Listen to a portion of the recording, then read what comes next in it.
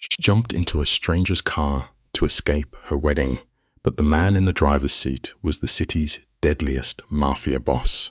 Dripping in a ruined silk dress, Alara begged for a place to hide. But Dominic Cruz didn't just hide her. He drove her straight to his fortress and offered her a choice. Go back to the billionaire family that sold her like merchandise, or become the queen of an underworld empire. This is the ultimate story of a runaway bride who traded a cage of gold for a throne of blood. Let's hit pause right here and really look at Alara Voss. The rain is absolutely coming down in sheets, and she just dives into the back of this pitch-black sedan. Her expensive wedding dress is soaked, clinging to her skin like a second layer of panic. We've all seen this kind of blind flight, right? She's choking back her own terror while the search party is literally screaming her name outside. Then the driver gets in. The guy moves with this terrifying, quiet confidence. He doesn't start the engine. He doesn't even bother to look over his shoulder. He just drops a line that hits like a brick wall. You picked the wrong car, sweetheart. Stick around and drop your city in the comments, because you and I are going to unpack exactly how a runaway bride practically begged to be locked inside a cage. The first real red flag hits when this driver doesn't even flinch. Think about it. Any normal guy would lose his mind over a stranger bleeding rain and mud all over his expensive leather interior. But this guy, he just sits there, utterly frozen. It is that dead-eyed calm you only see in men who are used to being the most dangerous person in the room. He repeats his warning, even softer this time. Behind them, flashlight beams are violently slicing through the storm. Alara can barely breathe. Her voice cracks, literally begging for just 1 minute to hide. She swears he will never have to look at her again. His answer is ice cold. No, I will not. And before her exhausted brain can even process that she just locked herself in with a monster, the engine roars to life and throws her hard against the seat. Instead of slipping away into the dark, this guy drives his car straight at the search party. It is an absolute power move. Alara chokes on a scream as the bright headlights catch 3 armed men, who instantly scatter like rats. He floors it. Pure panic finally overrides her survival instinct. She grabs the back of his seat and practically screaming to know what he is doing. He takes a sharp turn, so hard she goes flying across the leather. Then, without raising his voice, he asks if she really thinks those men are brave enough to shoot at Dominic Cruz. Hearing that name is like taking a physical bullet. Everyone knows Dominic Cruz. He is the absolute top of the food chain in the criminal underworld. She shrinks back against the door, completely crushed by the reality of her fatal mistake. For the very first time, he finally looks at her in the rearview mirror. His eyes are totally empty. He is just studying her the way you would look at an animal, with a broken leg, zero pity, just cold curiosity. He tells her to put her seatbelt on, mostly because he does not want her smashing through his windshield. Her hands are shaking so badly from the adrenaline that it takes her 3 tries just to click the metal latch. Back in the distance, the parking lot fades into pitch black. Nobody is chasing them. Not a single person out there has the guts to pick a fight with Dominic Cruz. The car slides onto the highway, and the orange streetlights wash over his face, revealing a man whose brutality is a perfectly sharpened tool. Barely able to speak, she finally whispers and asks where he is taking her. Somewhere dry, he fires back, his eyes glued to the mirrors with the kind of intense paranoia that keeps a guy like him alive. He tells her she can do all the talking when they stop, reminding her that he does not owe her a single explanation after she broke into his car. Alara looks down at her torn wedding dress. That expensive white silk now just feels like a heavy chain, tying her to the nightmare she ran from. She looks at her bare feet. She quietly admits she had no idea whose car it was. She just desperately needed a place to hide. When he asks if those men are going to come hunting for her, she bites her lip until it bleeds. She knows Marcus is coming, and here is the brutal truth of it. When we are desperate enough to run from one nightmare, we usually run blindly into the arms of a monster. The Thorn Syndicate is absolutely going to tear the city apart. She did not just break an engagement. She humiliated a man who destroys people for fun. She admits they will search everywhere, but frantically tells him they will not find her. A dark smile crosses Dominic's face as he actually praises her honesty.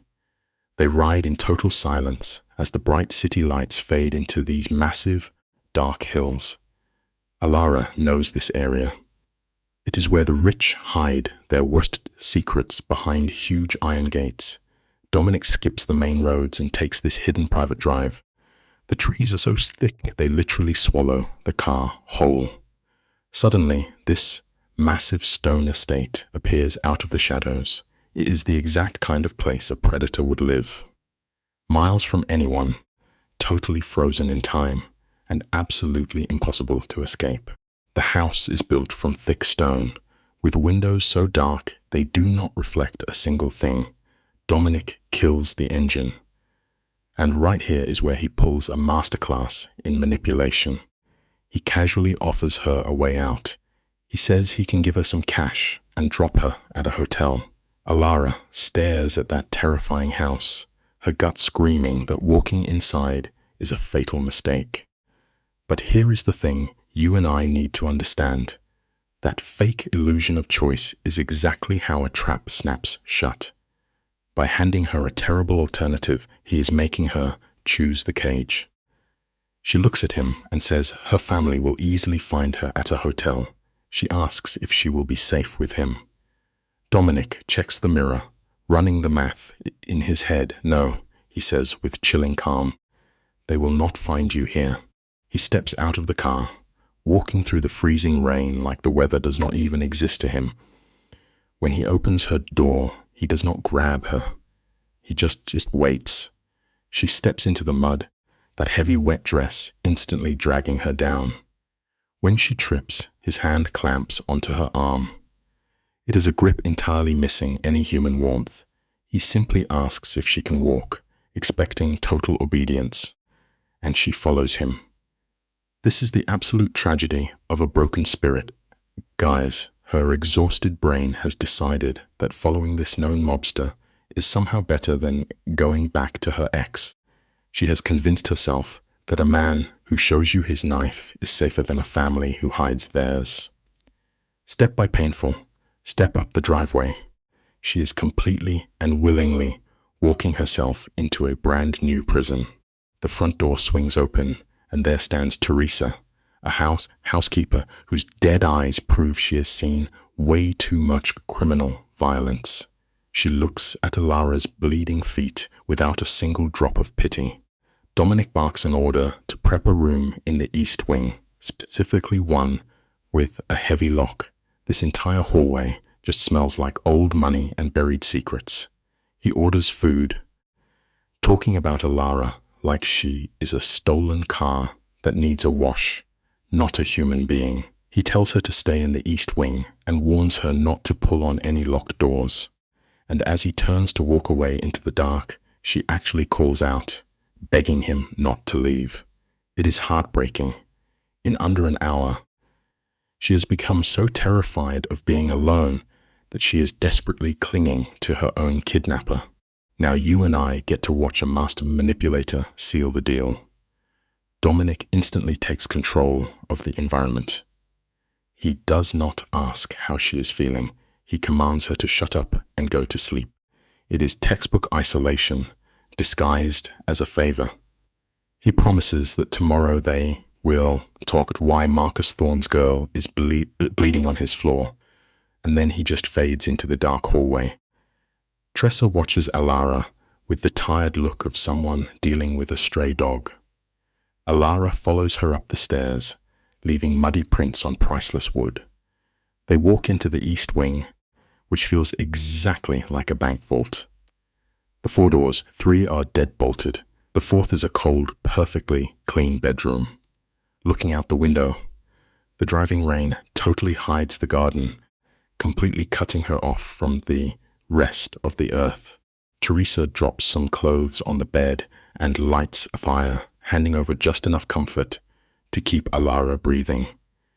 When Alara tries to whisper a thank you, the old woman shuts her down, coldly snapping that she just does not want to scrub blood off the rugs. The door clicks shut. Suddenly, Alara is entirely alone in this suffocating silence, left alone with her own spiraling thoughts. She peels off that ruined wedding dress like a snake shedding dead skin. She stands under boiling hot water, practically trying to burn the panic out of her system. She tries to think of a plan, but her brain is totally fried. She knows Marcus is going to scorch the earth looking for her. Dominic's fancy house might feel safe right now, but deep down she knows it is nothing but a beautiful, temporary illusion. The borrowed clothes she puts on smell like cedar and actual gunpowder. It is a crazy detail that quietly reminds her brain she is being protected by a killer. Look at the food Teresa left her. Plain soup, bread, and water. No wine to calm her nerves, no sleeping pills. Dominic wants her completely sharp. Alara mechanically forces the food down just to stay alive, staring blankly at the locked window. And then the crash happens. Her exhausted body just gives up. She collapses onto the mattress, and the nightmare of her wedding bleeds straight into her dreams. Morning finally breaks with this pale, ugly gray light. She wakes up, and for 3 terrifying seconds, she has no idea where she is. Then it hits her. She is in Dominic's house. Even worse, someone came into the room while she slept and placed a blanket over her. Let us hit pause. Look at the clothes they gave her. They fit perfectly. Not a single millimeter off. Most people would think that is thoughtful, but for Alara, it is nightmare fuel. It means they measured her while she was unconscious. She creeps down the hall into a sunny kitchen that feels completely wrong for a mobster. Dominic stands there, cool as a sleeping tiger. Teresa aggressively flips eggs. Neither glances at her. It is a classic power move. Freeze the victim out to make them feel like a ghost. When Alara speaks, Dominic just slides a perfect cup of coffee across the island without looking up from his phone. Total control. The lesson here is simple. Sometimes the most terrifying predators are the ones who know exactly how to make your morning coffee. Alara grips that coffee mug like a life raft. Dominic finally looks at her. He hits her with a stare that sucks all the oxygen out of the room. He tells her to sit, and her knees buckle. She obeys instantly. You and I can see the tragic irony unfolding. He serves her perfect coffee while casually reading her trauma back to her like a grocery list. Alara Voss, running from a toxic wedding. He drops the bomb that her own father reported her kidnapped just for the payout. Alara lets out a bitter laugh. She finally gets it. Her entire family just sees her as a walking paycheck. It breaks your heart to watch. The hardest truth in life is realizing the people who are supposed to protect you are actually the exact same people selling you to the highest bidder. Alara snaps back. She knows she is just a shiny coin they keep trading. Her dad needed political favors, and her toxic fiancé Marcus wanted her money. She was just the down payment. When Dominic asks why she went along with it, she says it was just how things were. Watch Dominic here. He drops his voice and says, "That is not agreeing. That is conditioning." In that split second, you see the ghost of his own past. He knows exactly what it feels like to be programmed. He warns her that her accounts are frozen. Alara takes a shaky sip of coffee and admits she has no escape plan. She is totally defeated. The cruelest part of survival is that your brain gets so busy running from the fire, it completely forgets to figure out where you are actually going to sleep. Dominic looks right through her and calls her a pure liability, just a walking target painted on his back. Alara finally loses it. She slams her coffee mug down hard and yells that she will just leave. Dominic does not even flinch. He just asks quietly, "Where will you go? How will you pay for it?" You can actually watch her heart break as she realizes she has absolutely nothing. No secret cash, no safe friends, just him. Seeing her crushed, Dominic orders his crew to tear her fiancé Marcus apart. He wants every dirty secret they can find. Alara hates that he is taking over her life. But we are watching a new cage door close. The bitterest lesson of all is that sometimes the only way to escape a hungry wolf is to willingly walk straight into the den of a sleeping bear. Dominic takes the wheel. He knows exactly how Marcus operates. A fragile ego cannot handle losing a prize in public. He will retaliate violently. Alara tries to defend Marcus, but she is lying to herself. Dominic cuts her off and lays down the law. She is locked in the East Wing, no internet, no phones. When Alara calls him out for keeping her prisoner, Dominic does not blink. He flatly states he is keeping her breathing. Boom. This is the exact second the trap snaps shut. He makes himself the only thing standing between her and a body bag.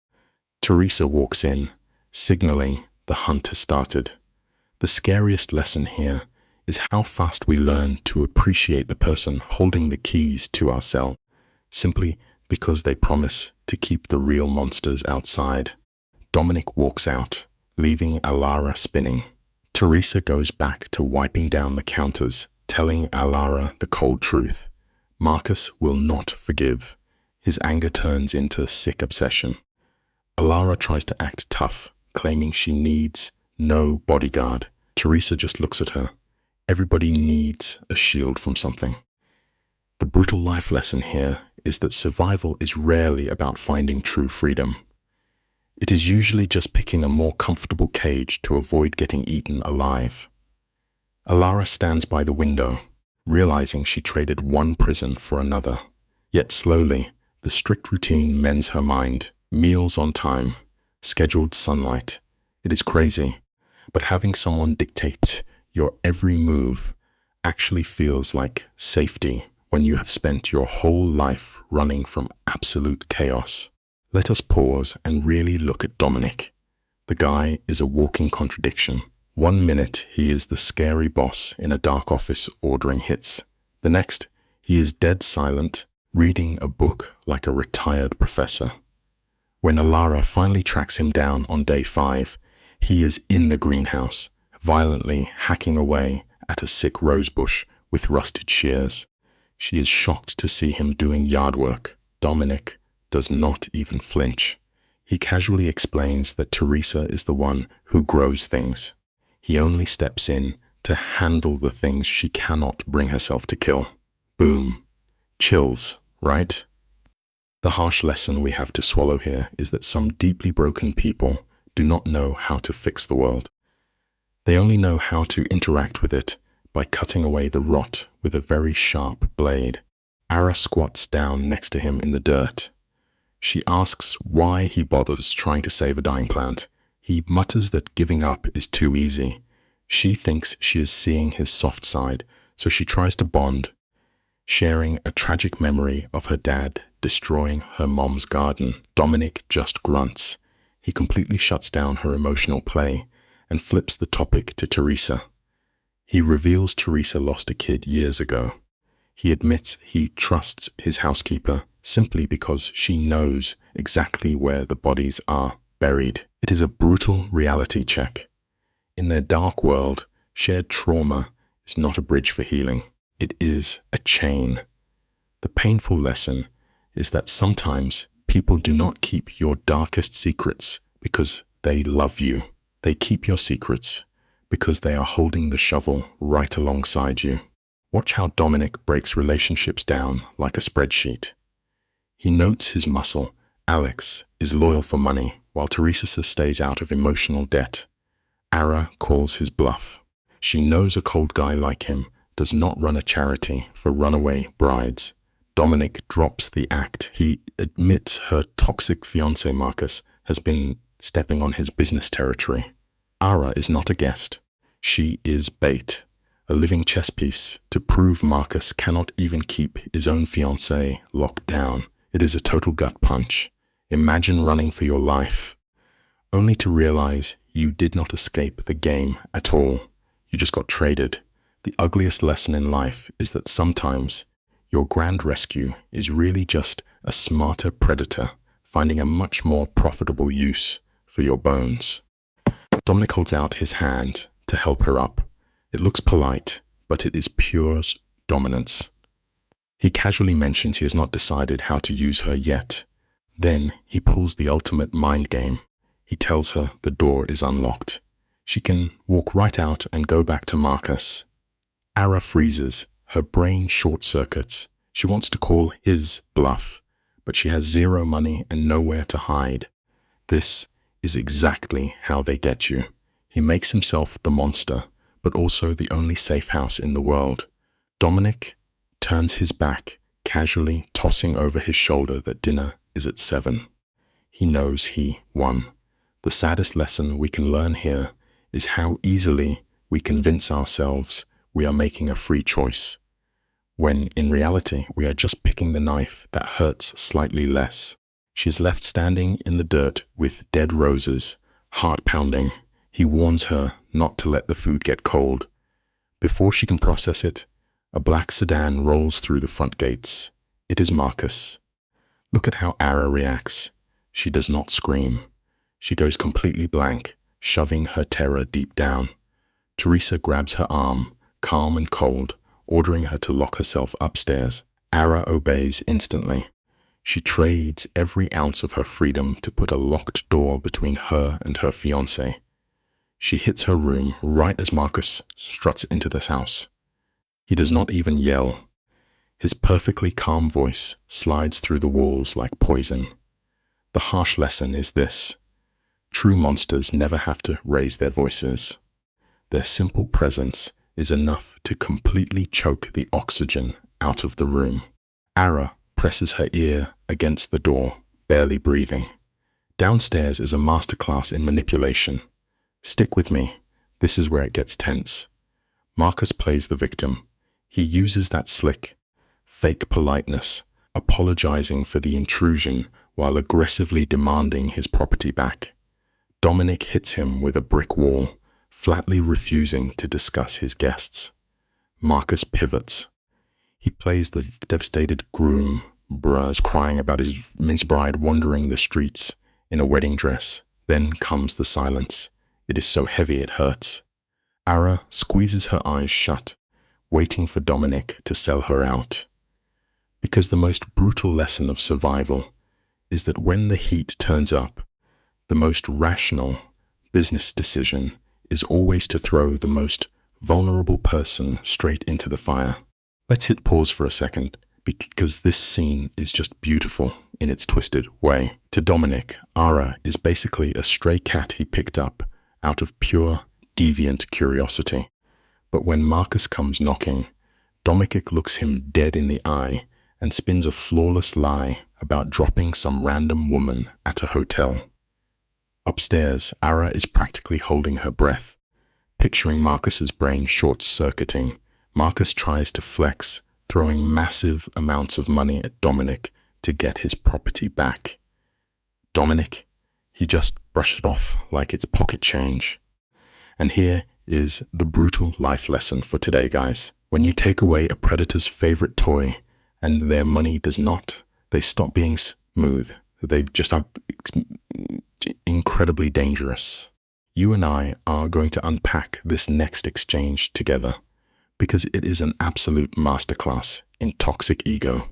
Marcus drops the charming, rich guy routine and bares his teeth. He practically hisses that Ara belongs to him, and his family always reclaims their property. Dominic just stares back and casually points out she is not his if she ran away. Boom. The silence that follows is so heavy you could choke on it. Upstairs, Ara is gripping the doorframe, every trauma instinct screaming at her to run or fight. But then Teresa's voice cuts through the ice, casually telling Marcus he needs to move his car. Just like that, the rich boy mask snaps right back on. Marcus apologizes and drives off, while Ara just stands there, counting her own heartbeats until he is gone. Look at how this movie frames isolation, guys. It is actually tragic. Ara only creeps downstairs once the threat of Marcus is physically gone. Waiting in the shadows is Dominic, his face completely unreadable. He shoves a glass of cheap, burning whiskey into her hand without even asking a total alpha move to show who is running the show. He calmly breaks the news that Marcus is watching the house.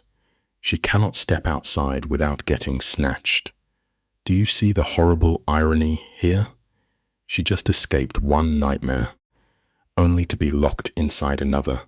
The guy who saved her is now her new warden. And that is a hard lesson we all have to learn eventually. Sometimes the massive walls we build to keep the absolute worst monsters out are the exact same walls that lock us inside. Right here, Dominic basically turns into a forensic psychologist. He sits Ara down and dissects Marcus's brain. He needs to know if they are dealing with a logical business or a raging, ego-driven maniac. Ara flashes back to the nightmare how Marcus treated her like a shiny new car, laughing whenever she tried to have her own opinion. Then she remembers his fingers bruising her wrist, always followed by a fake, perfect apology. She tells Dominic straight up that Marcus will burn the whole city down to get her back. Dominic absorbs this without blinking. He knows guys like Marcus cannot handle losing their toys. His bruised ego is going to force him into a sloppy, violent mistake. We are watching the countdown to a complete disaster, guys. Think about it from the villain's side for a second. Rejection is basically a death sentence to a guy like Marcus. So Ara looks at Dominic and demands a way out, knowing full well this guy only does things for a price. His offer is totally cold. He tells her to follow his strict rules, and eventually he will buy her a brand new life. Fake name, ghost town, total silence. It is a brilliant, manipulative move, wrapping total control in a nice little gift box of salvation. And Ara, she actually agrees. She is trading one monster for a quieter, smarter one. This is textbook trauma bonding unfolding right before our eyes. The bitter lesson here is that survival is rarely free. Sometimes you have to make a deal in the dark, but remember, every savior has a steep price. They shake hands on it, and just like that, Ara signs her soul away for the second time this year. For the next 3 days, the tension in this house is off the charts. Ara is jumping at every floorboard creak, totally hyper-vigilant. Dominic's response? He fills the whole property with his enforcers. These are big, quiet men who clearly do violence for a living. Meanwhile, Dominic is sitting there, casually ripping apart Marcus's family financial reports. He finds a sloppy money laundering scheme hiding behind fake real estate deals. It is honestly hilarious when you think about it. The people who desperately need to control every breathing human around them always leave the absolute dumbest paper trails of their own greed. They always think they are untouchable. Stick with me here, because this is where the character arc gets incredibly satisfying. For years, Ara was mentally tortured by the biggest narcissist of them all, her own father. Dominic actually stops to ask if tearing her family apart hurts her feelings. Maybe the old Ara would have cried. They paid for her fancy schools, right? But they also sold her off like cattle. The trauma bond is officially broken. She looks him in the eye and says she feels absolutely nothing. She is helping him hunt down their weak spots, tearing through papers, showing millions in dirty money. It makes you realize something pretty deep about human nature. The people who scream the loudest about family and demand your absolute loyalty are almost always the ones who deserve it the least. Watch how the director frames Ara's face here. She is staring into space, remembering her dad's cold, businesslike eyes, and the way Marcus used to rest his hand on her spine just to remind her he owned her. She spent her whole life just standing there, looking pretty. But not anymore. She drops the ultimate target on the table, the massive country club gala 2 weeks away, packed with 500 rich snobs. She explains the fatal flaw of both her father and Marcus. They are obsessed with their perfect, untouchable public image. If someone cracks that illusion in front of their rich friends, they will completely implode. It is a brilliant, ruthless strategy. If you want to destroy a narcissist, you do not fight them in an alley. You smash their mirror in public. I want to watch them burn. When she drops that line, you can feel the heat radiating off the screen. This is years of agonizing rage finally spilling over. Her father and Marcus genuinely believe she will just crawl back to them. Dominic, being the cold calculator, tries to talk her out of walking straight back into the lion's den. But Ara is done hiding. She pitches a completely unhinged idea. They are going to expose the dirty money right in front of the exact crowd her abusers are trying to impress. She demands a front row seat to watch them lose their minds. This is the exact moment we lose the scared runaway bride. She just leveled up into the architect of their absolute destruction, and it is truly glorious to watch. And what does Dominic do? He just flashes this incredibly dangerous smile. It is the look of two brilliant, deeply damaged people recognizing each other. He signs off on the plan, even though it is practically a suicide mission. The movie then gives us this slick, 7-day planning montage. They drag in Alex, this super nervous tech guy, to dig up the forged papers and offshore bank accounts. Ara sits there, methodically tearing her past to shreds. She is casually handing over investor lists, secret files, and the exact passwords her arrogant father was too lazy to change. It is honestly therapeutic to watch. With every secret she gives up, she is cutting out a piece of the toxic rot her family infected her with. She is finally taking her own life back, piece by piece. You and I have to talk about the symbolism in this next scene, because it hits incredibly hard. Teresa walks in carrying this stunning, blood-red silk dress. It is a gift from Dominic, but let us be real. It is the uniform for her new life as his weapon. Ara touches that fabric, and you can see the heavy realization in her eyes. Putting that dress on means declaring all-out war on her past. Later, she finds Dominic outside clipping a damaged rosebush, which is the most obvious metaphor for Ara ever put on film. He warns her that tomorrow will permanently cut her off from her family.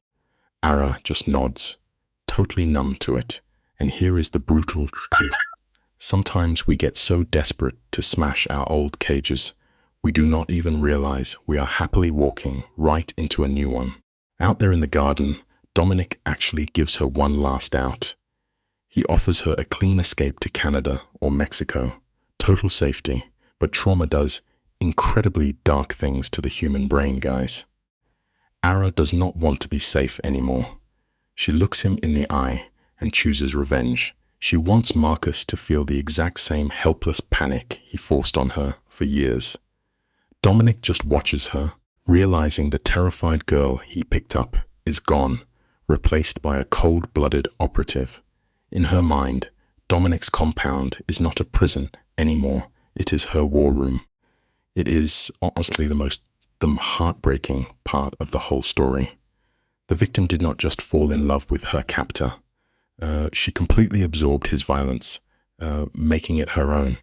Both sides lose their humanity in the end. Pause the movie right here, guys.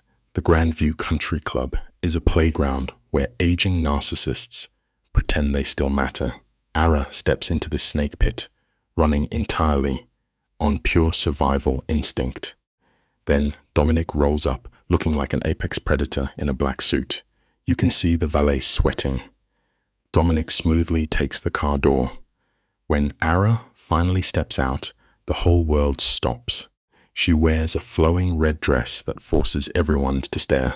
It is a brilliant power move, but it shows us a hard truth. Sometimes, the only way to truly break free from your past is to turn around and walk straight back into the exact cage that broke you. Look closely at how she changed her face. Ara is totally rejecting her old victim mentality. Her style projects pure threat, psychologically erasing the docile daughter they remember. The doorman who watched her grow up looks like he saw a ghost. She flashes him an aggressive smile and whispers that they have no idea she is coming. The second she enters that ballroom, 500 elites freeze. Total paralysis. Ara clinically scans the crowd and locks eyes with her father. In 3 seconds, his face morphs from confusion into volatile rage. The bitter lesson here: if you spend years tearing someone down to build a weapon, do not be surprised when that weapon finally points back at you. Her father storms over, and Dominic places a hand on her spine to stop her trauma response. Her father uses a creepy, low voice to assert dominance, demanding she leave, but Ara refuses, using his wealthy investors as a shield. Then Marcus blocks their path. He acts calm, but look at his clenched jaw. The guy is ready to explode. He calls her sweetheart, weaponizing the word. You and I have to understand something crucial about Marcus. He cannot even process her free will. He just looks at Ara and sees a stolen piece of property. It proves a painful reality of life. You can never reason with someone who only values you for what they can extract from you. Dominic keeps his voice casual, the ultimate flex of emotional control. When Marcus snaps and reaches to grab Ara, she dodges him, pulling Dominic in front of her like a shield. She tells Marcus she is never going back. Right there, Marcus suffers a catastrophic ego collapse. His polite mask shatters. You see pure obsession and the terrifying certainty that he owns her. So Ara drops the bomb. She projects her voice so the entire room hears, loudly exposing their relationship as a dirty business transaction. She completely vaporizes his leverage. It is a brilliant reminder for all of us. The bullies in our lives only hold power until we get brave enough to drag their secrets into the light. Just look at this gorgeous shift in power. Her father looks like he is having a heart attack, and Marcus is vibrating with homicidal rage. But Ara? She is riding a massive dopamine high. Then Dominic gets a signal on his phone. With a sarcastic smirk, he triggers the main screens. Boom! The walls light up with all their dirty offshore accounts for everyone to see. The whole gala loses its mind. Her father literally lunges screens at like a rabid dog trying to bite a ghost. But Dominic's guys form an impenetrable wall that easily tosses the old man aside. The lesson is brutally simple. You can build your whole life on lies, but the truth only needs 1 second to tear it all down. Let us pause the film again. Watch how Dominic handles the chaos. He gives one quiet order, proving he is the real apex predator here. Richard reacts exactly like a cheap crook, sweating, desperately scanning for a fire exit. But you and I really need to look at Marcus. This is what a true megalomaniac looks like. He stands frozen, staring at Ara with the cold, dead gaze of a man evaluating a broken luxury watch. He is just analyzing a glitch in his perfect little world treating her rebellion like a mechanical failure he needs to violently repair. It shows a dark truth about toxic love. Some people do not actually love you. They just love the absolute control they have over you. Notice how Marcus never loses his temper. He walks up to Ara with the chilling detachment of a sociopath coming to collect his lost luggage. But she stands her ground, telling him she is done living in his velvet-lined cage. Guys, this is massive. For years, she tricked herself into believing his control was just protection. Then Dominic steps in, using his body as a heavy barrier. He calmly drops the hammer, telling them the feds already have the hard drives. By midnight, both of their massive criminal empires will be wiped off the map. It teaches us something profound. The cages we build in our minds are always stronger than the ones built around us, until we finally decide to walk out. Dominic twists the knife, promising federal indictments by the end of the week. This is where Marcus tries to save his ego. A guy like this literally cannot accept defeat, so he projects his own toxic garbage onto Dominic. He whispers to Ara that she merely traded one monster for another. It is a vile manipulation to plant a deep seed of paranoia. When Marcus walks away, Ara's entire body sags in the exhausting collapse of a massive trauma bond. Meanwhile, her father is stuck to the floor, unable to process that he is going to a concrete cell. It is a heavy reminder. Manipulators will always try to convince you that freedom is dangerous, just so you stay trapped in their shadow. The entire fake society inside that room instantly evaporates. All those wealthy opportunists scatter like roaches, leaving her father completely alone. In a pathetic last-ditch effort, Richard begs her, trying to use biology to trap her. But Ara cuts the cord, finally realizing he only ever saw her as a poker chip. She walks out into the rainy night, and Dominic guides her forward. But the second the doors of the getaway car shut, her adrenaline crashes hard. Her whole body starts violently shaking. She just stares at her trembling hands. It is a difficult lesson we all have to learn. Leaving a toxic situation is necessary, but surviving the shockwaves of freedom hurts just as much. Here is the hardest truth of the whole movie. Ara thought breaking free would feel like a glorious victory, but all she feels is a hollow void in her chest. You and I know revenge sounds amazing, but it is actually a sterile math equation. It balances books, but it does not magically glue a broken identity back together. Dominic hands her a whiskey to stop her nervous system from frying. He offers her a golden ticket, a brand new name in a city far away. But as she watches the dark streets roll by, she refuses to run. She chooses to stay. It shows us that true healing never comes from running away from your nightmares. It only begins the moment you finally turn around and face them. This is the exact moment Ara transforms. She is completely done playing the helpless fugitive. Instead of running, she looks Dominic in the eye and offers him her intimate knowledge of her father's entire operation. Dominic stares at her with a terrifying stillness. He does not sugarcoat it.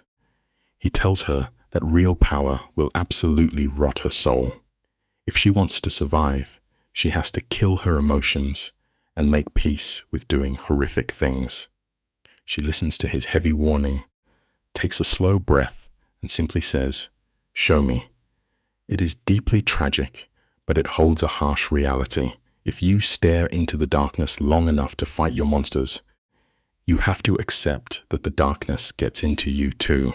Dominic accepts her dark deal, but on his own ruthless terms. Zero leniency. Zero room for soft feelings. You can practically see the psychological rewiring happening inside Ara's brain right here. She is making a calculated choice to walk through fire with her eyes wide open. When they reach the safe house, Teresa calls out how insanely reckless this whole stunt was. But Dominic just shrugs with cold survivor logic, pointing out that sometimes the stupidest tactics get the best results. In the back, Alex watches the news broadcast the destruction of Ara's old life. The ultimate takeaway? Sometimes you literally have to burn your entire past to the ground before you can start building a real future. Let us hit pause right here and look at this masterpiece of chaos. The feds are popping champagne over a massive win against corporate crime. But look at Dominic. He is not celebrating at all. He is already scanning for the next threat. Marcus is hiding in a fortress 2 hours away, while Richard is drowning in legal panic. Dominic knows the real danger is this exact quiet moment, because shock always turns into violent revenge. And then there is Ara. She is standing in the ruins of her life, trying to rebuild her soul in a single night. Dominic tells her to get some sleep, knowing her body is about to crash hard. Here is a simple truth for you. Sometimes the absolute hardest part of surviving a massive fire is figuring out what to do with the ashes left behind and dealing. Dominic warns her that her brain is about to short circuit, but he still lets her stay. He is pushing to see if she will crack. Watch her face as the news loops her old life. She is staring at the ghost of the perfect, compliant victim she used to be. When he asks if she regrets burning it all down, she does not even blink. Her only regret is playing the puppet for so long. We all build these fake versions of ourselves just to survive toxic situations, playing whatever role keeps us safe. But survival is not a real identity. Now Dominic is handing her the scariest thing in the world, pure freedom. The victim act is officially over. The lesson here is brutal but true. The heavy chains might finally be gone, but you still have to figure out how to walk on your own 2 feet. Stripped of her family name and her toxic tie to Marcus, Ara is staring into a massive void. Who is she if she is not their punching bag? When she admits she is lost, Dominic does not comfort her. He warns that hesitation in his world gets you killed, then leaves her alone with her thoughts. Enter Teresa, who sees right through Ara. She knows this girl has zero safety net left. When Ara uses sarcasm to build a wall, Teresa casually tears it down. She warns that by stepping into this underworld, Ara is asking to have her brain completely rewired by violence. Here is a harsh life lesson we all must learn. When you finally build the courage to run away from a burning house, you have to be incredibly careful not to seek shelter inside a den of hungry wolves. Teresa is practically reading the terms and conditions for becoming a predator. She warns that crossing the line from victim to aggressor is a one-way trip. Ara argues her public stunt already burned her bridges, but Teresa points out the bitter irony. Breaking trauma bonds is one thing, but building a violent mind from scratch is different. Dominic is not giving her true freedom. He is just trading her old cage for a deadlier one. Looking at the news, Ara feels sick watching the apologetic girl she used to be. The mental toll finally breaks her, and she collapses onto the bed, still wearing that red dress of rebellion. The lesson here is sobering. Trading a cruel master for a protective one does not make you a free person. It simply makes you a totally different kind of prisoner. Even in sleep, Ara gets no peace. Her brain throws her into a nightmare where Marcus is completely out of reach, proving she is finally detaching from him. But then Dominic shows up in the dream, and that is where the tragedy hits. She is already developing a twisted Stockholm syndrome, swapping out one controlling figure for another. She wakes up to a phone blowing up with media calls, and for the first time, she sets a real boundary and turns it off. Walking into the living room, she finds Dominic with 2 giant men. They have that terrifying, dead-eyed stillness of guys who hurt people for a living, and this brings us to a tragic irony of life. We often think we are finally healing, when we are really just finding new, dangerous ways to cope with the exact same broken pieces. Dominic introduces two human tanks as her security. It is a brilliant manipulation tactic, making her dependent on him by pretending to be her savior. He notes that Marcus and her father have massive resources, and they are definitely coming for blood. Ara tries to resist for a second, but Dominic expertly crushes her defiance by reminding her of the real danger. She caves instantly, realizing that bruised egos like Marcus never just walk away. They always strike back. She accepts the guards, fooling herself into thinking she still has control. But here is the chilling life lesson. Fear will bind you to a dangerous protector much faster than love ever could. And Dominic? He just quietly pours her coffee, playing the absolute perfect anchor in her raging storm. The grooming goes into overdrive. Dominic gives her three choices, a classic trick to make her feel like she has free will. First, a book deal. She panics and rejects it. Second, a talk about escaping abuse. Wildly, Ara actually defends Marcus, claiming he was not an abuser. Dominic smoothly dismantles that, explaining that polite possessiveness is still a dark form of violence. Then he drops the real bait. He invites her to a shady underworld meeting, telling her to use her survival skills to read the room. He makes it sound like a challenge. The ultimate life lesson about manipulation is this. A true master does not drag you kicking and screaming into the dark. They just hold the heavy door open and let you convince yourself that walking through it makes you powerful. Dominic draws a strict line from his ruthless business. When Ara asks what he does, he warns that knowing the truth is a bell you can't unring. Ara pauses. She realizes she has zero idea what this man is truly capable of. But her mind is already clouded. She actually trusts this criminal more than her own father. It is terrifying to watch. When a broken person decides a predator is their safe space, all logic flies out the window. She demands to know the plan. Dominic smiles and outlines a massive gang war over territory. He wants her to read their lies. He is weaponizing her painful childhood. And here is the lesson. Our deepest traumas can easily become our greatest survival skills, but choosing to use them always comes at a soul-crushing price. Listen up, guys, because this is where it gets crazy. Dominic warns her that his people solve problems with blood. He tells her outright that seeing this will change her forever. And what does Ara do? She runs the math. She compares the raw violence of the mob to the polite cruelty of her father and Marcus. Tragically, she decides that bloody honesty is somehow better than a fake smile hiding a psychological knife. The second she agrees to go, she crosses the point of no return. Dominic instantly switches to drill sergeant mode. The victim is gone and the accomplice is born. This brings us to one of the most painful life lessons out there.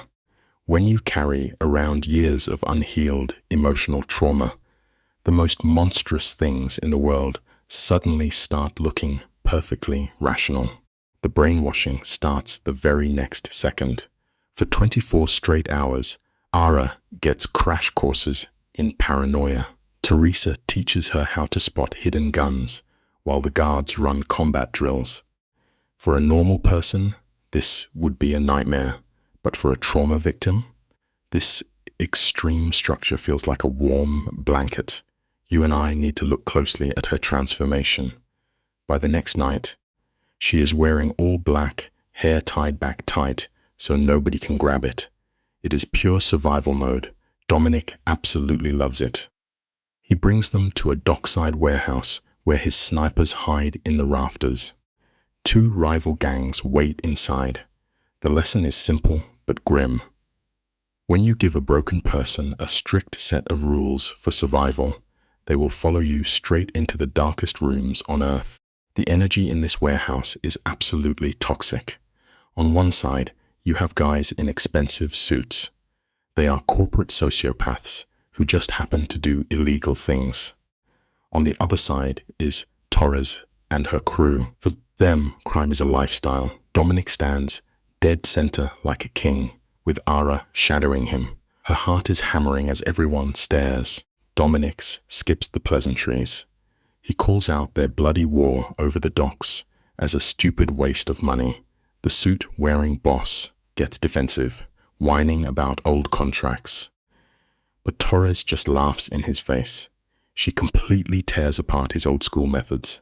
This brings us to a brutal life lesson. In any world with zero rules, comfortable tradition will always get completely slaughtered by pure, hungry ruthlessness. Torres is putting on this totally fake, engineered voice, blending right in like a chameleon in a snake pit. But I want you to look at Ara here. She completely stops freaking out and just watches.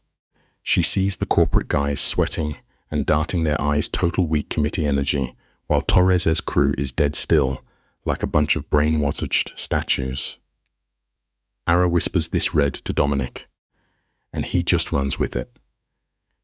Instead of just breaking up the fight like a normal boss, Dominic charges both sides a management fee.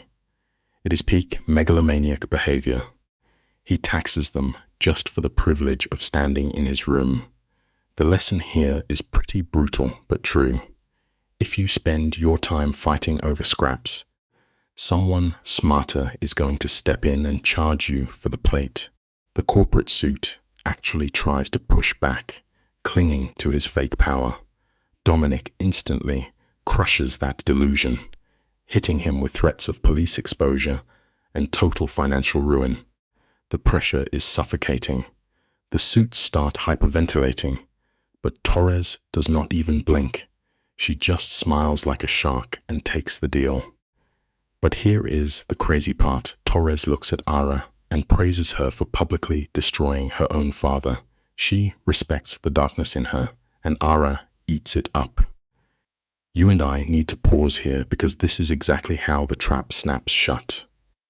When you are starving for respect, even toxic validation tastes like a gourmet meal, and Ara is swallowing the poison whole. Sometimes the worst thing that can happen to you is getting cheered on by the wrong crowd. The suits finally cave, trying to save face with empty demands. Dominic just cuts them off dead one warning, or you are out forever. It is textbook conditioning. Once the room clears, Ara finally breathes and Dominic leans in to tell her she is a natural at this. He praises her for staying ice cold in a room full of killers. This is the exact moment my heart breaks for her. She has been a helpless victim her whole life, and now this terrifying guy is telling her she was born for the dark side. It is the ultimate drug. On the quiet drive back, she is just soaking it all in. Dominic controlled everything without throwing a single punch. The hard truth of life is that the people who praise your darkest traits are usually the exact ones planning to use them against you down the road. Compared to her father's chaotic, screaming abuse, Dominic's quiet control feels like a twisted kind of safety. Ara is falling headfirst into a massive trauma bond. Over the next few weeks, she completely sheds her victim mentality and morphs into a literal weapon. Dominic drags her into the underworld, rewiring her brain to look at violence as just another puzzle to solve. She learns to watch a person's hands instead of their eyes, scanning rooms for exits and lethal threats in under 30 seconds. She is building a brand new identity entirely out of survival instinct. It makes you want to cheer for her, but it is deeply tragic. We often build iron walls around our hearts to survive the worst chapters of our lives. But if we never take them down, those walls become our prison. Dominic gives her the most dangerous lesson of all: how to turn off her empathy to survive. That switch gets tested fast. Alex bursts in to announce that Marcus the guy who abused her, just made bail. Immediately, Ara's body betrays her. She crushes the papers in her hand, terrified. Marcus found a loophole and is flying in under a fake name. Look at Dominic here. He does not offer a single word of comfort. His voice is dead flat. He just calculates the threat. The flight lands in exactly 4 hours. Ara is drowning in panic, while Dominic is coldly setting up a war room. It is a harsh reminder that no matter how much armor you wear, your past always knows where to strike. You cannot outrun the things that broke you. You eventually just have to stand your ground and fight back. Dominic instantly locks down the entire estate, claiming not even the mayor could get past his gates. Then he pulls a brilliantly manipulative move. He offers Ara a chance to run away before the shooting starts. He knows that by giving her the choice, she'll choose to stay. He warns her that Marcus is a humiliated narcissist and will come out swinging. But Ara refuses to run. Watch her eyes here. She stares right at Dominic and says she is done playing the victim. She realizes that running just proves Marcus right. She is burying that scared little girl forever. Dominic stays quiet, watching his psychological experiment work perfectly. The real takeaway here is about power. True freedom does not come from running away from your nightmares. It only comes when you look them in the eye. He warns her that being smart and being brave do not always mix. But Ara is done hiding. She demands he teach her how to do both. So Dominic takes her deep into the basement of his estate, right into his heavily reinforced bunker. It is loaded with cameras and guns, basically a monument of his control freak nature. He decides Marcus is a lethal threat, pulls out a 9mm, and gives her the coldest instructions ever. Point, pull the trigger, and do not stop until the target stops breathing. As Ara takes that cold steel in her hands, her transformation is complete. We sit here cheering for her to get tough, but there is a real tragedy happening on screen. It is a bitter truth that in order to survive the monsters in this world, we often end up slowly turning into one ourselves. You and I can see the weight of that gun grounding her, stripping away any sweet illusions she had left. When Ara hesitates, doubting she can actually take a life, Dominic does not comfort her. He uses this intense clinical tone to bypass her emotions entirely, programming a pure survival instinct into her brain. He draws a hard line between wanting to fight and actually having the guts to do it. Down in that firing range, he totally rewires her body, teaching her to control her breathing and eat the recoil. By the 6th magazine, she is a machine. Upstairs, the house has turned into a massive armed fortress, completely cut off from the world. It is a scary lesson in human adaptability. The things we normalize just to survive the storm would terrify us if we saw them in the daylight. Look at Ara sitting in that office.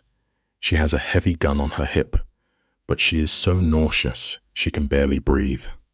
Her nervous system is frying. Then Alex reports the hit squad is 30 minutes away, and Dominic shrugs it off like a predator. Let them come, he says. His rules are simple. Stay down, no heroics, and put survival over your ego. Ara forces herself to swallow her terror and listen. They just wait as the sun sets, casting a beautiful, bloody light over the compound. Then 2 black vehicles roll up the driveway, dripping with the arrogant swagger of guys who think they own the place. Here is the ultimate reality check. In high-stakes moments, the people who act the loudest are usually the first to fall, while the quiet ones are just patiently waiting to spring the trap. 5 guys step out, and Marcus saves himself for last, soaking up the spotlight with pure entitlement. Dominic steps right out to block them. Ara is supposed to stay hidden, but she is so desperate to face her nightmare that she follows him out. Dominic tells Marcus he is trespassing, taking control immediately. Marcus just treats Ara like an object, loudly demanding his property back. His ego is so massive that he actually mocks Dominicus' deadly reputation, completely blind to the loaded guns pointed at him. He starts whining about jail time, totally convinced that he is the victim. It is wild to watch. You can never win an argument with someone who believes their own lies. They will burn your entire world to the ground and still find a way to complain about the smoke getting in their eyes. Marcus tries to make Ara feel guilty, calling her escape a childish tantrum to strip away her power. But Ara hits him with ice-cold facts. Her father literally sold her for cash. When Marcus tries to step up, Dominicus' armed guards emerge from the shadows. Suddenly, Marcus is terrified. He used to bargain, ordering Ara to marry him to drop fake criminal charges. Ara refuses to back down, and Dominic, he just laughs. It is the terrifying laugh of a guy holding a royal flush. He casually dropped the bomb that the federal agents already had all the evidence against his family long before Ara showed up.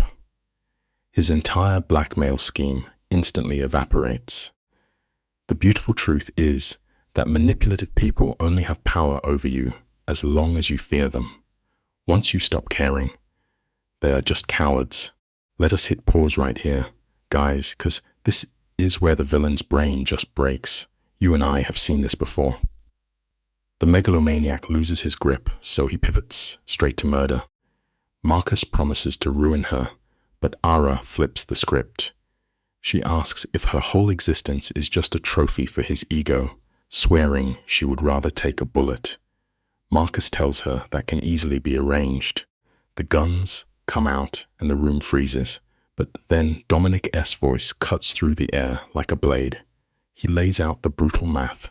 Marcus is completely outgunned.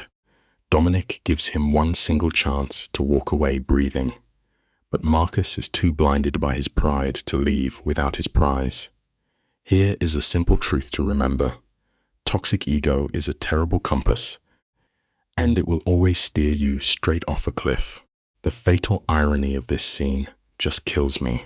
Dominic racks the slide of his gun, and that metallic click is a brutal reality check. You can see the gears turning in Marcus' head as he counts the armed guards. Self-preservation finally kicks in, and he lowers his weapon. Then Ara does something beautiful. She steps right up to the monster who tortured her, looks him dead in the eye, and tells him his threats are nothing but empty air. Marcus tries to salvage his pride, promising she will regret this. But she just stares back, cold as ice, telling him her only regret was ever bending the knee in the first place. Stripped of his power, the narcissist slinks away into the dark. The lesson here is profound. When you stop fearing a tyrant, they instantly shrink into absolute nothingness. The cars vanish, but the tension remains suffocating. Dominic calls Ara out, reminding her she just played Russian roulette with a madman. But her answer is a masterpiece. She feeds the Kingpin's own dark philosophy right back to him, stating that true power is a calculated display of force. She had to prove his invisible chains were broken. Dominic's eyes soften, realizing he has created his own mirror image. As the adrenaline crashes, Alex chimes in with the cold facts. Marcus will never let it go. He will come back for blood. Dominic processes this without blinking, declaring the man must be wiped off the map entirely. It is a harsh reminder of a grim reality. Sometimes, to truly close a dark chapter in your life, you have to burn the entire book to ashes. Stick with me, because this is where the story reveals an ugly truth. Dominic offers a terrifying lifeline. He wants to erase Ara completely and build a bulletproof identity. When she hesitates about leaving her family, he delivers a brutal reality check. He reminds her that her own blood traded her safety for social status. The tragic part? Ara realizes she feels nothing. She mourns her old life like watching a stranger's funeral through a dirty window. That emotional numbness is what keeps her breathing. She finally whispers her consent to vanish. Alex starts typing, deleting her history, while Dominic hands her a drink to seal the deal. The profound lesson to take away? Sometimes, the absolute only way to save your future is to let your past self die. This is the moment a normal person would shatter. Dominic pushes her to the edge, practically giving her permission to collapse. But offering a survivor an excuse to quit only makes them fight harder. Ara refuses to crumble. Dominic lays out the brutal road ahead. She must testify against her father and her monstrous ex. She nods, completely numb, knowing it cannot be worse than the hell she already survived. Soon, an army of federal lawyers descends. Ara does not just hand over basic facts. She connects the invisible dots. She takes a pile of confusing financial anomalies and translates them into a devastating picture of systemic fraud. The life lesson is hiding in plain sight. Your darkest experiences often give you the exact tools you need to dismantle the monsters who hurt you. It is easy to assume a victim will wear that label forever, but watch this terrifying transformation. The government offers her witness protection, and she rejects it. Instead, she chooses the danger of the Kingpin-esque world. The paranoia she learned from her abusers makes her a perfect fit for the criminal underworld. Fast forward 2 months, the federal hammer drops. Marcus and her father are completely vaporized by massive indictments. As Ara watches the news, there is not a single tear. There is no evil smirk either, just a cold stare of total victory. She adapted to survive, and she became an absolute machine. The lesson here is written in stone. Severe trauma does one of two things to a person. It either grinds you into dust, or it forces you to forge yourself into something utterly untouchable. Dominic asks how she is holding up, and she replies with one chilling word: free. The old Ara is officially dead. He hands her a file with her new identity, and you can see her detach from reality as she reviews the forged papers. Then, Dominic pulls a psychological magic trick. He tells her she can easily walk away. It is the ultimate illusion of freedom. But in the same breath, he praises her dark talents, knowing she is desperate for his validation. She looks up and asks if they are just business partners. The silence that follows is deafening. They lock eyes, and the sterile walls between them crumble. This is not about surviving anymore. It is two broken people recognizing they share the exact same darkness. The takeaway? Sometimes the absolute hardest cage to escape is the one that feels like a perfect fit. The shift between them is incredibly toxic. You notice his body language. He stands just a bit too close, guarding her like a possession. She moves her things into his private sanctuary. It is classic dependency. When Dominic admits this is past business, he drops his armor. Ara reflects on her journey, running from one monster into the arms of a darker one. She confuses his obsessive surveillance with genuine affection. You and I have probably both made this mistake, right? Mistaking someone's intense control for actual love. The moment she gives in, the Kingpin-esque cold mask shatters. He admits he has no strategy. He is completely lost. For an apex predator who treats lives like a chessboard, admitting you cannot control the game means you have already lost it. Here is the twisted brilliance of her move. By telling a control freak to let go, Ara becomes the one holding the leash. She steps into his space, and her mind plays a cruel trick. She compares this reckless passion to the cold abuse of her ex, deciding this chaos must be real love. This is the tragic peak of Stockholm Syndrome, blurring the line between affection and annihilation. When Dominic tries to analyze it, she silences him, They plunge into a shared nightmare, pretending they are equals. 3 days later, reality knocks. The news explodes. Marcus, the terrifying monster from her past, gets busted at an airstrip fleeing like a panicked animal. The lesson?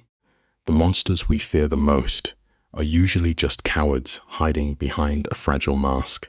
The court denies bail, locking the megalomaniac in a cage. How does Ara react? Total flatline, no joy, no relief, just empty space. Since he cannot hurt her, her brain deletes his relevance. When her Father S trial happens, she refuses to attend. Instead, she takes all that dark trauma and turns it into ruthless ambition. Dominic puts her in charge of a corporate front. Her hyper-alert paranoia translates into flawless business instincts, expanding operations massively in 6 weeks. Dominic watches her, noting she was naturally predisposed for this life. He pushes them to conquer legitimate markets next. This brings us to a harsh truth.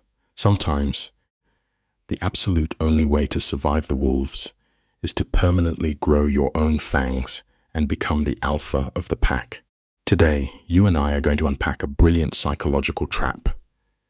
Dominic pulls a calculated power-sharing move, telling Ara he needs a ruthless partner to build his empire. Equal risk, equal reward.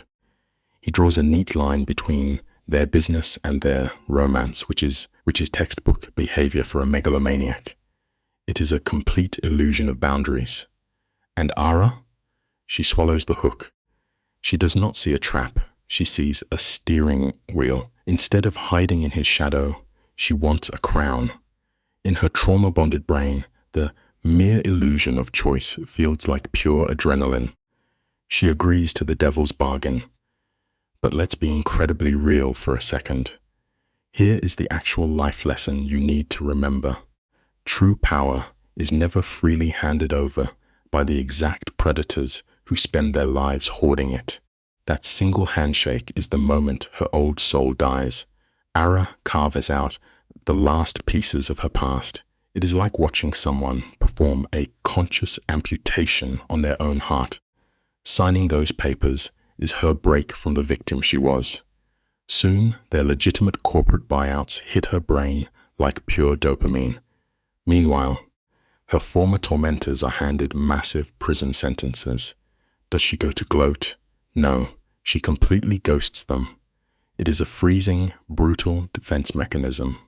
She claims Dominic S territory as her own kingdom, altering the physical space to prove she is the alpha now. But here is the haunting life lesson we are left with as the story closes. You can ignore your ghosts all you want, but turning off the lights does not mean they have actually left the room. Let us pause right here and look at this twisted honeymoon phase. They are turning an old warehouse into their new empire, and it feels like pure creation to them. Dominic pulls her up, elevating her, and in her mind, this is true love. She actually thinks she chose this life, completely forgetting she used to be a prisoner. They even joke about Teresa's bad cooking like a normal suburban couple. But then Alara catches her reflection. The terrified girl in the wedding dress, dead and gone. What stares back is a cold-blooded shark who traded flight for the thrill of the hunt. It is a brutal thing to watch someone embrace their own corruption. And here is the bitter truth of it all. Running headfirst into a burning building will kill you just as fast as getting trapped inside one. Fast forward 6 months, and the rewiring of Alara's brain is complete. She is standing by these massive windows, and the paranoia that kept her alive has just evaporated. It is replaced by a bone-chilling, dead-eyed calm. That is the scariest part, when the absolute insanity of cartel life becomes another Tuesday. Dominic walks in, casually talking about ripping off investors. They bring up her dad rotting in a prison cell, and she does not even flinch. Nothing, just empty space where a daughter's grief should be. She finds it fascinating that she does not care. But you and I know the tragic reality of trauma. Just because the bleeding stops and the pain fades away, it does not mean you are actually healed. It usually just means the nerve is completely dead. She sips her coffee, desperate for something real to ground her.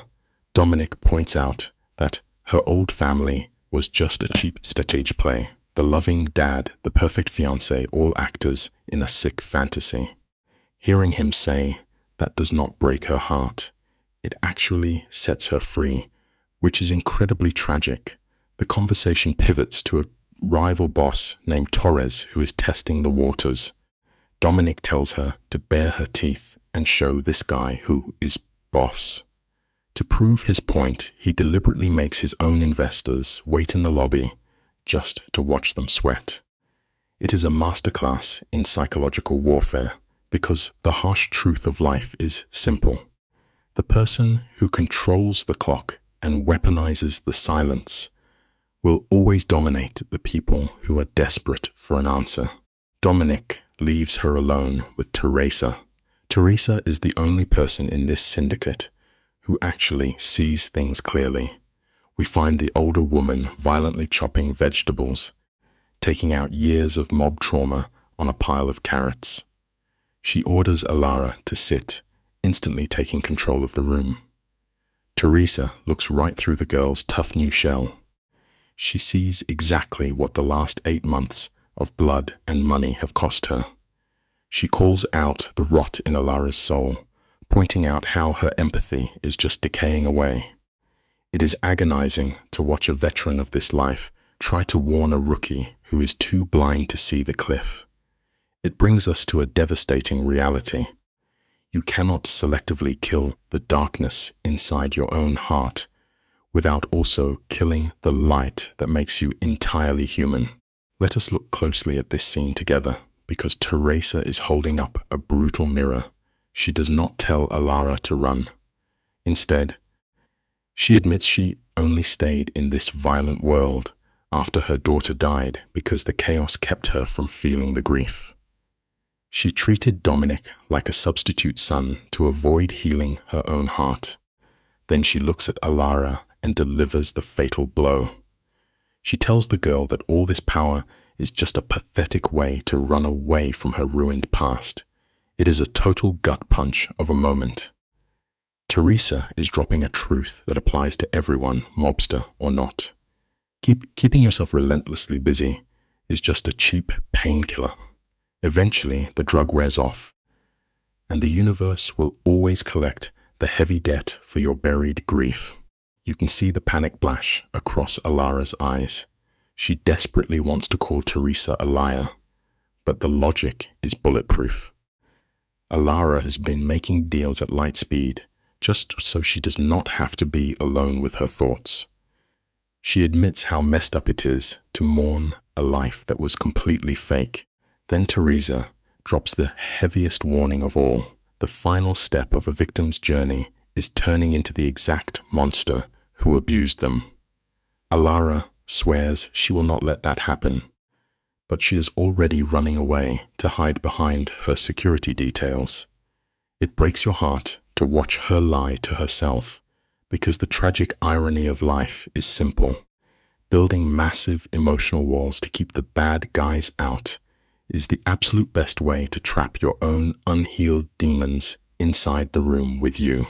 Teresa's warning echoes in Alara's head when she sits down to meet Torres. This guy is the definition of a corporate psychopath, wearing a tailored suit but radiating pure killer energy. He lays out his grand plan, and it is not about money. He wants to own the city's soul. He wants to control the traffic, the property, the very air people breathe. He pitches a rigged bidding war to wipe out the competition. As Alara stares at him over the white tablecloth, she is not running the numbers. She is sizing up another shark in the tank. It is a terrifying realization for her. She wanted to be in charge, but she forgot the golden rule of survival. The second you finally claim a seat at the big table of power, you have to assume the person sitting across from you is already actively hunting you. It is fascinating how they dress up a filthy mob war as local politics. Their enemy is Mitchell Hayes, a rival boss who bought off the city council to spread his gambling dens. Torres pitches a devious counterattack. He wants to bankroll a squeaky clean candidate to steal the seat back. It is a brilliant manipulation. But here is the real gut punch. Torres looks right past Dominic and demands that Alara make the final call. He is testing to see if she is just Dominic's puppet or if she has the spine to launch a political coup by herself. It puts her in an agonizing spot, but it teaches a brutal reality of leadership. True authority is never handed to you on a silver platter.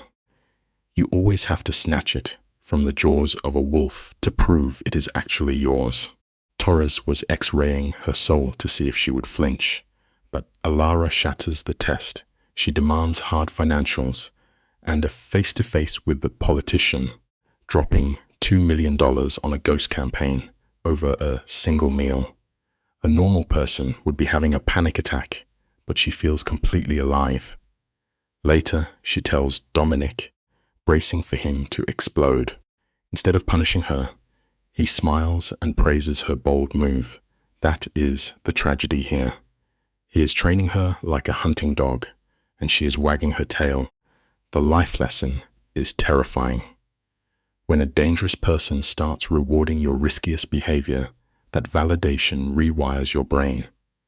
You lose your internal compass entirely, and suddenly, stepping into the line of fire feels exactly like being loved. Dominic has pulled off the ultimate mind trick.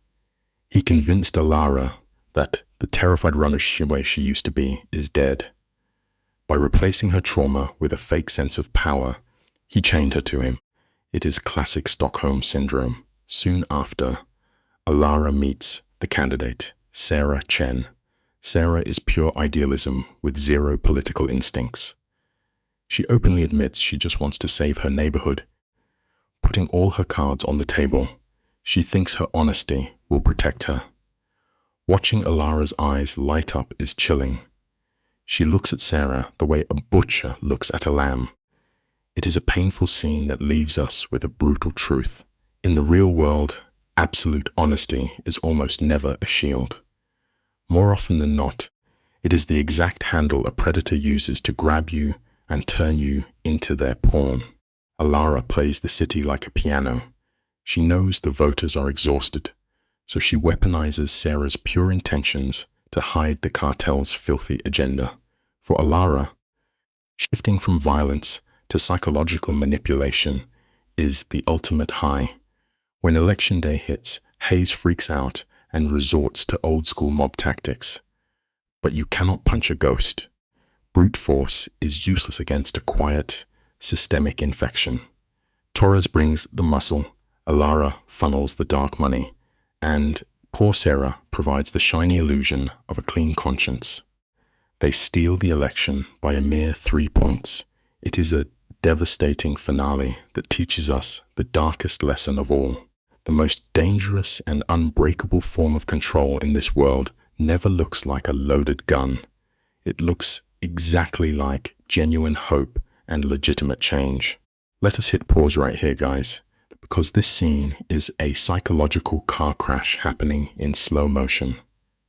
The ink is finally dry on the contracts, and Alara is sitting there at 2 a.m, drowning in absolute terror. She is staring at blueprints, suddenly realizing she might just be installing a shiny new version of the exact same nightmare she escaped. And Dominic? Oh, he plays this beautifully. He swoops in with the latter classic mob's rationalization, wrapping their ruthless power grab in a warm blanket of job creation and community centers. He validates her guilt to keep her hooked, but listen into me. The moment you start tallying up your good deeds to justify the damage you do, you have already crossed the line into the dark side. Watch closely how Dominic spins this web. He insists she is different from their old enemies because she is a builder, not a dictator. When she looks him in the eye and asks if this is just a bedtime story to help them sleep, he does something brilliantly manipulative. He drops the mask entirely. He confesses he spent 15 long years hunting for a clean way to hold power and found absolutely nothing. It is a calculated drop of raw vulnerability. He tells her that her bleeding heart is exactly what keeps her human. By spring, when the bulldozers hit the decaying streets, she is entirely sold on his twisted gospel. The bitter truth we all have to swallow here is that a shared lie binds two people together much tighter than a shared crime ever could. Look at this groundbreaking ceremony, guys. It is the exact moment her soul officially rebrands. Dominic is standing right there in the shadows, her permanent anchor to this new, bloodless reality. She whispers to him that holding the fate of an entire neighborhood in her hands is terrifying, and what does he do? He gently takes her hand, reminding her she is never alone, cementing that trauma bond right down to the bone. As summer rolls on and the steel frames go up, she completely buys into her own hype as the neighborhood savior. But let us be brutally honest, she is just running a softer, more polite syndicate. The tragic lesson of this story is that the most dangerous power in the world does not scream at you. It holds your hand and listens patiently. You and I need to look at this dinner scene because it is painfully relatable. She is running on empty, pulling 70-hour weeks, literally trying to outwork her own crushing guilt. Dominic sits across from her, watching her push cold food around a plate, and he sees right through the hustle. She breaks down and confesses her darkest fear. If she fails to be a perfect saint, then destroying her own father was just a cold-blooded power grab. She is running so fast to prove her betrayal was a holy crusade, but she is running out of oxygen. It breaks your heart to watch, because we all know the life lesson. Here, running away from your past by exhausting yourself in the present only guarantees your demons will catch you the second you stop to breathe. Let us hit pause again. Dominic steps in with the cold precision of a veteran cornerman tending to a bleeding fighter. He points out the massive hole in her logic, the naive belief that trauma just packs up and leaves the second you win the war. She is treating her grief like a rival gang she can simply outwork and outmaneuver by staying busy. He tells her to drop the shovel, hand off the heavy lifting to her crew, and remember that surviving this life is a grueling marathon, not a quick sprint. It is a bitter pill for her to swallow, but the lesson hits home hard.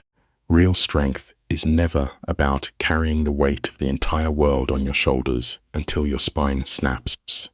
It is having the guts to let someone else carry it so you can catch your breath. The irony here is absolutely brutal. Stepping back and doing less actually throws her body into a total withdrawal panic. For a girl who survived by constantly fighting, resting feels exactly like giving up. But she forces herself to hand over the reins, and slowly that screaming siren in her nervous system starts to fade. Fast forward to a lazy afternoon. She is standing in the garden, staring at this battered rosebush Dominic somehow kept alive. Teresa walks up, points at the blood-red flowers, and gently draws the connection between that bruised plant and the terrified girl who showed up in a ruined wedding dress. The beautiful, quiet lesson we can all take away is that true growth never happens while you are dodging bullets. It happens when you finally rest. This conversation with Teresa cuts straight to the bone of the entire movie. She is terrified that she has the exact same poison in her veins as her ruthless father, and that she is just putting a nice suit over a monster. But Teresa drops some serious wisdom here. She tells her that nobody ever truly kills their dark side. You just decide which wolf you are going to feed. Her old man spent his whole life feeding his ego and his absolute greed. She is consciously choosing to starve that beast and feed her humanity instead. It is a heavy burden living with that fear of slipping up. But the grounding lesson of life is that the goal is never to become flawless. The goal is simply to wake up tomorrow and be a little bit better at making the right choice. Stick with me here, because this prison visit is the ultimate reality check. She realizes that to actually move on, she has to look the devil in the eye one last time. She walks into that freezing, fluorescent visitation room with Dominic right by her side. And what does she find? The terrifying mob boss who ruled her nightmares for 20 years is gone. In his place is just a tired, hollow old man wearing a cheap orange jumpsuit. Without his tailored suits and his army of enforcers, he is absolutely nothing. It is a jarring scene, but it delivers a life lesson that will stick to your ribs forever. The monsters that cast the absolute longest, darkest shadows in your mind almost always turn out to be incredibly small when you drag them into the cold light of day. Watch this broken king try to play his final hand. He is sitting across that bolted metal table, putting on a pathetic show of being a sorry dad. He even tries to take credit for her success, telling her he is glad she managed to land on her feet after the dust settled. She does not miss a beat. She leans in and tells him she did not just land on her feet, she built the ground she is standing on. When he finally chokes out an apology for picking his criminal empire over his own daughter, it just echoes off the concrete. She feels absolutely nothing. It is the coldest, most liberating moment of the film. The harsh life lesson ringing in our ears is that words without any actual change in behavior are just empty noise. She hears him, but he remains a ghost. The old man tries to play the victim, crying about how he failed as a father, hoping to pull her back into his orbit. But you can see it in her eyes. The invisible chain between them is completely gone. She does not hate him. She does not pity him. He is just a broken light switch that does not turn anything on anymore. She calmly tells him to find some peace in his cell, because his endless greed sure never gave him any. When he weakly tries to insult her new life, she just stands up, brushing off his toxic grip once and for all. She leaves that room without so much as a glance over her shoulder. And, guys, the lesson we are left with is an absolute gut punch. You can never, ever heal your wounds if you keep clinging to the exact hands that broke you. She walks out of those prison gates and straight into the life she chose, anchoring herself to Dominic. For the very first time, her shoulders drop, and she actually feels what normal peace feels like. The profound lesson flashing on the screen right now is that true peace is never just handed to you. It has to be built, brick by brick, out of your own wreckage. But just when you think we get a happy fade to black, reality hits. Teresa intercepts them with grim news. Marcus Thorne just took his own life in his holding cell. Now, you would expect her to cry or maybe even smile at the karma. Instead, she just looks incredibly tired. She is completely exhausted by the endless collateral damage that always follows a life built on violence and absolute greed. Let us unpack this final tragedy together. Marcus simply did not have the spine to face 20 years in a cage, and his massive ego completely caved in on itself. Dominic watches her blank reaction and gently asks where her head is at.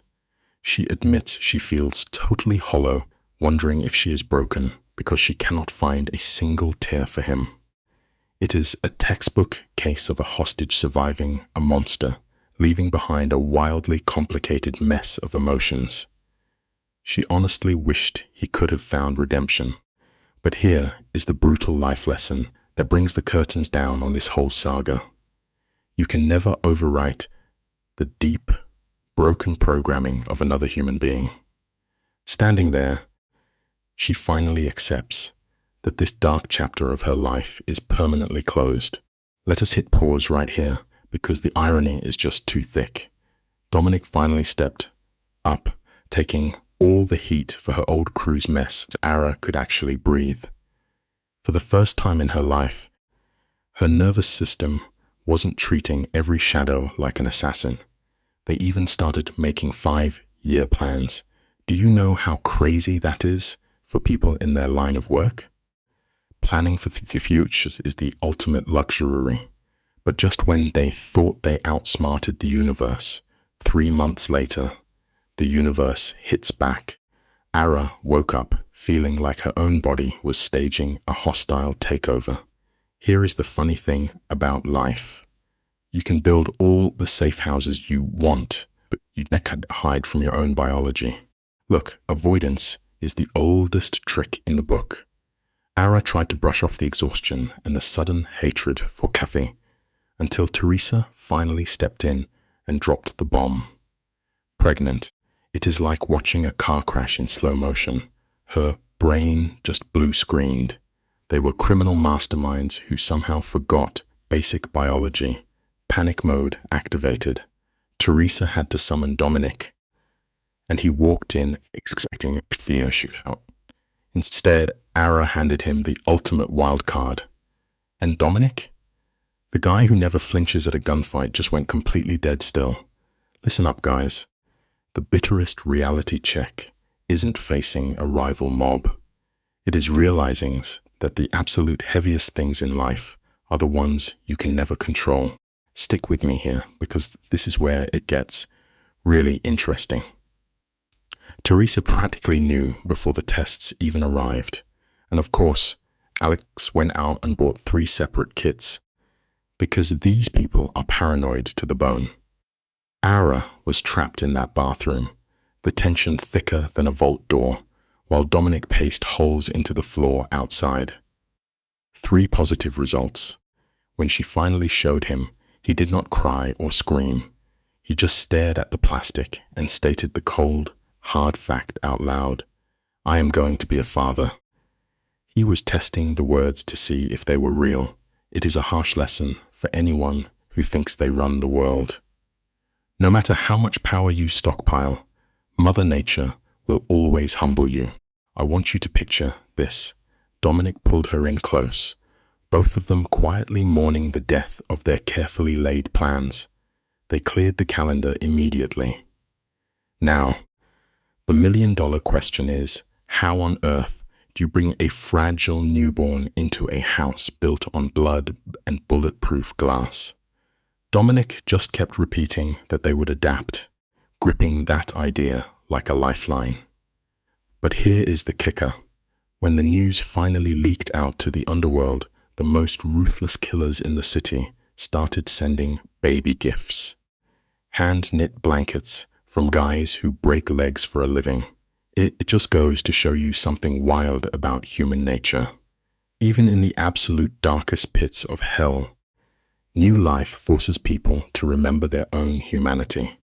As the months dragged on, Ara felt like a stranger in her own skin. And Dominic, he went completely off the rails. He started upgrading the security systems every other day, trying to build a fortress around something he could not touch.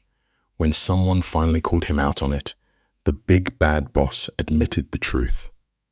He was terrified. At 20 weeks, they heard that tiny heartbeat, and it changed the game forever. Ara kept working right up to the 8th month, fighting tooth and nail to keep her independence. But here is the pause button moment for you. Real bravery has nothing to do with holding a gun or ruling a city. True courage is letting yourself love someone so deeply when you know you cannot protect them from everything. You have to laugh at how they handled this. Ara tried to beat pregnancy by reading parenting books like tactical manuals. Meanwhile, Dominic dealt with his stress by painting a nursery. But the baby did not care about their schedules and came early. Dominic flipped right back into military mode, mapping out hospital routes like he was planning a heist. The delivery was not some beautiful movie scene. It was loud, messy, and terrifying. But the second they put a screaming Elena into Ara's arms, the whole world shifted on its axis. She finally got it. We do not build massive, heavily guarded empires just to show off how tough we are. We build those thick walls to protect the soft, fragile things that actually make life worth living. Let us take a good look at this setup. A new baby acts like a brutal mirror, shoving all your deepest flaws right in your face.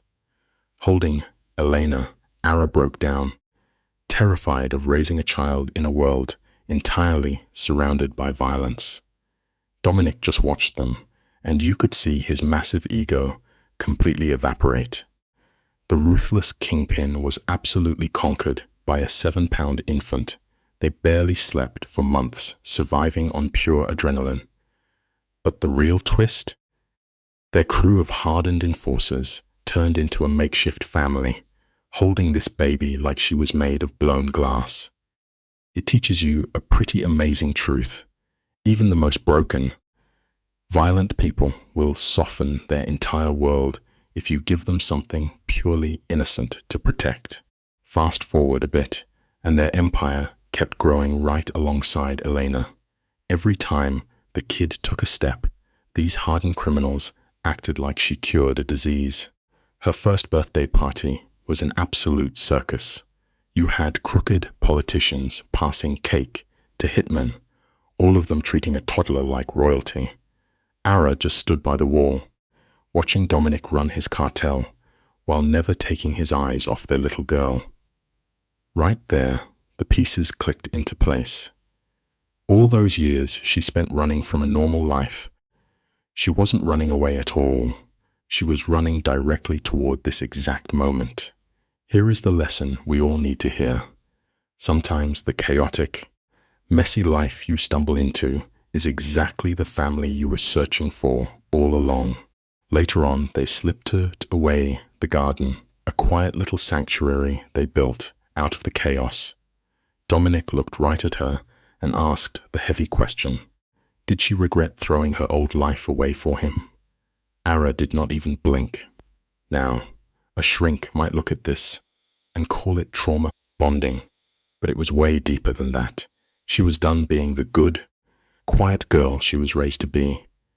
By diving headfirst into Dominic's dark world, she burned down every expectation anyone ever had for her. She loved this terrifying life because she built it herself, and that is the absolute hardest truth to swallow. You will never find real peace living by someone else's rules.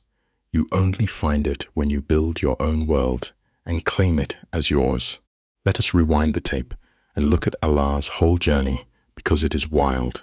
Sitting there next to Dominic, holding little Elena, she realized how crazy her path really was. She literally walked away from a perfectly safe, white picket fence wedding to run off with an apex predator. People want to label that as a tragedy, but they are missing the point. She didn't just survive his world, she adapted to it and made it her own. She accepted the danger because it was the price of admission for a real empire.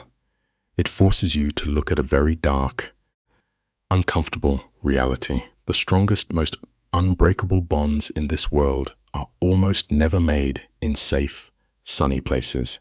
They are forged when two people survive the darkest nights together. The moment broke when Elena started making demands, so Allah carried her down into the kitchen. Just think about this house for a second. It used to be a holding cell, then a bunker, and now it is a family home.